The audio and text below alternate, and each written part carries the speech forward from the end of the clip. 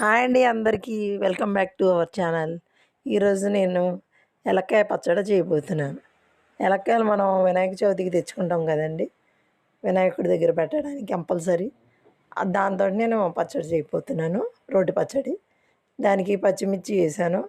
ఒక 5-6 పచ్చిమిర్చి తీసుకుని వేయించుకొని పెట్టుకొని రోల్లో వేసుకున్నాను.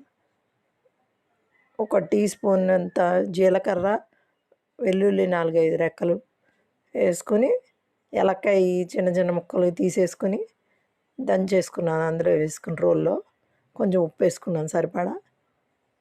ఇప్పుడు ఏలక్కాయ పచ్చడి దంచింది ఉంది కదండి, అది బౌల్లోకి తీసేసుకోవాలి. దాంట్లో పెరుగు వేసి కలిపేసుకోవాలి. పెరుగు ఒక చిన్న కప్పుడు వేసుకున్నాను, వేసి బాగా కలిపేసుకోవాలి. ఇప్పుడు పోపు వేసుకుందాము పచ్చడికి. ఈ పచ్చడి చాలా బాగుంటుందండి. కొంచెం పచ్చిశనగపప్పు, ఆవాలు, జీలకర్ర, ఎండుమిర్చి వేసుకున్నానండి.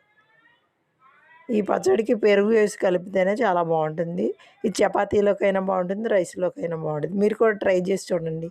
ఎలక్కాయ పచ్చడి చాలా బాగుంటుంది,